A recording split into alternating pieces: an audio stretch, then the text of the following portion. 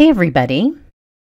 On Memorial Day this year, I had my spring retreat that I have every year, and we did a super fun technique with distress oxides that I think you're just gonna love. It's very simple and quick as well. Now I have photo paper here, and I do want to say as I'm doing this project, the type of photo paper does matter. So one of my retreat guests went home and tried it with a different brand of photo paper and did not get good results, and she shared that with me. So I wanted to share that with you. I will have a link to the photo paper I used below. I'm certainly not saying it's the only brand that works, but I know there are other brands that don't. Now I just have my little piece of craft mat and distress oxides that you will want to activate with water. And the water is what gives distress oxides that chalky finish. And the photo paper emulsion does some fun things that you're going to see to preserve the color underneath that chalky finish. I have not tried this with glossy cardstock, but glossy cardstock and photo paper are two very different animals. You can't always do the same techniques on them. There actually is a chemical emulsion sitting on top of photo paper, and that is different from the finish on glossy paper.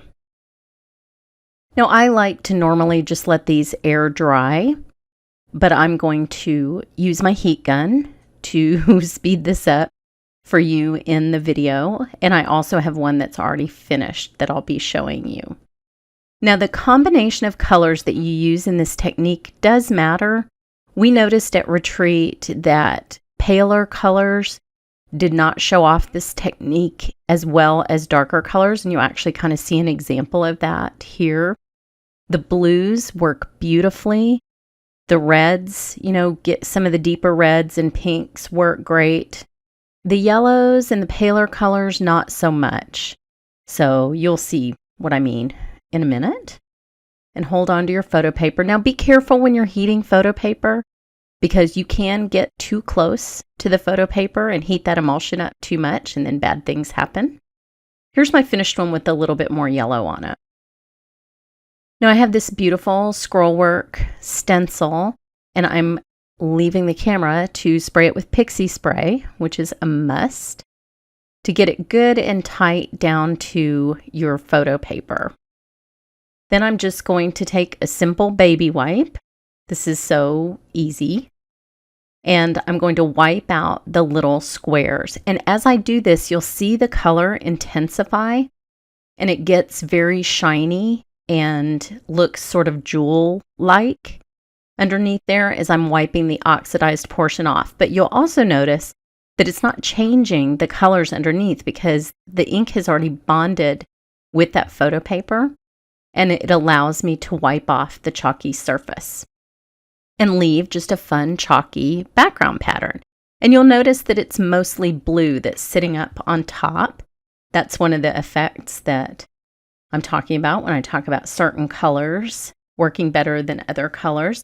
And notice in the open areas that I've wiped out how much more vivid the color is than over on the right, where I haven't wiped anything out yet. And you can see that contrast here when I just wipe a stripe of it away, how bright it is. And the glare from my light makes that a little less obvious. But if you just want to cover an entire piece of photo paper with the ink and then wipe it off, you'll get this super vivid, shiny look that you'll see in that stripe and in the open background areas of that stencil. And I'll wipe a little bit more off here so you can see. You can also see that the chalky effect is not as pronounced over that yellow area. It's much more visible up at the top with the blue, and you can see that sort of soft finish that it has. And then the wiped off is nice and shiny. It's fun with a wide variety of stencils. So I have a different one here, and I'll link you to that below, that I just paired with a die. And then here's how I finished the first one that I did in the video. Head over to my blog for a big giant sale today, and thanks so much for watching.